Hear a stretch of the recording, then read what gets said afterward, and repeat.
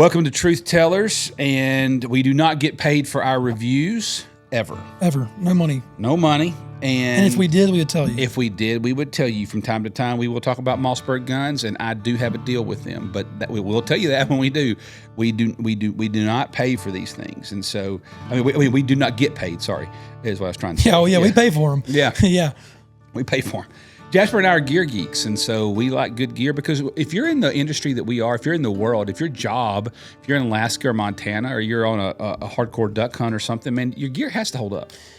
I think even if you're someone who is not more than a couple weekends out of the year hunting, you care about having good gear because you know spending the extra $50, $100, $200 is going to save you from spending it triple that amount when you got to buy 4 new pairs of boots every 2 years. Okay, this is not part of the gear review, but you bring up something that I really wish every hunter would listen to. I was told this one time from an optic company, not these guys. This is like 20 years ago. But I noticed that my dad did this. That's where I got my taste for gear, is getting good gear. And this one particular guy told me, he said, Jason, the biggest thing people do is they buy a $100 pair of binoculars or a $110 rangefinder, but they're going to buy it again in 2 years, if not sooner. And then repeat the process. And he said, so in the course of 10 years, you're going to buy it 6 times. Or you could just go one level up. You don't have to go all the way to the top, but go one level up and you will save half the money. You can't apply this to every single thing. Obviously, you do your research and watch reviews like this. But if you do your research and your review on a product and it seems to be solid all the way around, I try to, if I can afford to, live by the principle of I'll buy once, cry once. Yeah, that old cliche of if you buy quality, you only cry one time. Yep. One of the most profound things I've ever said in my life, and I don't know why, but I guess that day I had a really good cup of coffee. But I was talking to another marketing person, and I said, it's funny, quality and craftsmanship never need a coupon. 100%.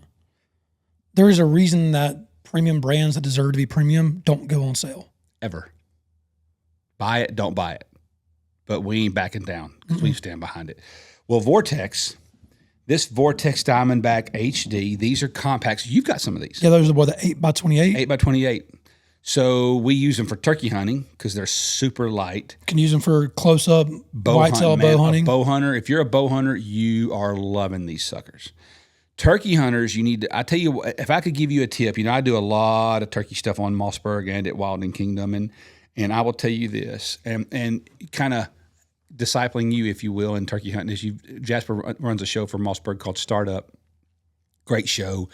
Films himself as he's getting into the world of hardcore turkey hunting, and he's growing and evolving as a hunter in that particular genre. But I told you, I said, Jasper, I can't tell you. You've hunted with me a bunch, running camera for me, and me running camera for you. And I am prone and known for taking the hard way. Stay out of a field. Stay out of a field. Don't walk through a field. If you can help it, don't step into that field at all. Turkeys are near those fields, 10, 15, 30, 80 yards back in the woods. They can see in that field, and they're going to see you. Mm-hmm. So what I do is I stay in the cover. But there's every now and then you'll hit a situation where you have to walk. Which we did a couple times this year. Yeah, and glass about 5 steps inside the woods. Strutters are often up in the day. They'll get up and under that shade and they'll strut. Or a hen will be standing there, but there's a gobbler you didn't see. But you'll see that turkey. Yep. Learn to turkey hunt. I think the thing for those, and this goes back to what we were saying at the beginning of this, I have a pair of binoculars that are, this is not me to knock any other brand, whatever. I don't know if they were given to me or if I bought them when I was getting into bow hunting myself. I think they came from Academy. They probably cost $30, $50, whatever they were. Or I don't even know. The difference in quality all the way around from literally like what you're seeing through there in the glass, the feel, the finish, the compactness, where they can sit on my vest or in my backpack. It's not a word, we'll make it a word. Yeah, sure. Above and beyond. Yep. Above and beyond. Vortex makes really good stuff. And it's tough. And that's what I like about it. People trust it on their scopes.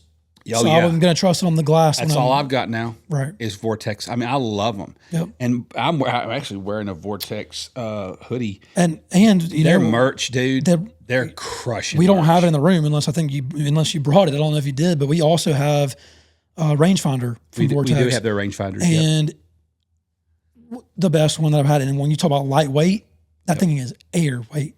Yeah. I just Vortex has really got it going on. They're a good company of good people, but they also dial in. They are hunters, man.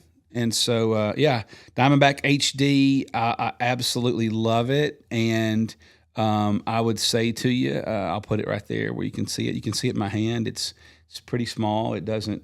It's just basically just a little bit bigger than your palm, but it does a great job.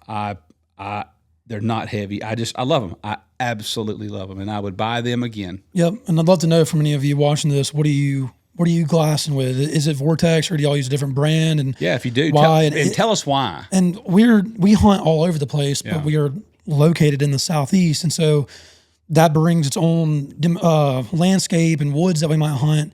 So just curious, if you're also in the Southeast and you're hunting whitetail, you're hunting turkey, what is the preferable size for you to go to? We love these 8x28s, but just curious if there's something you like better, or if you're hunting in a different part of the United States or out of the country, what are you using and why? Put that in the comments. Again, the reason that matters is because hunters see that stuff. Yeah. It keeps people from wasting money. Yeah, 100%. Yeah, I love it. Good job, Vortex.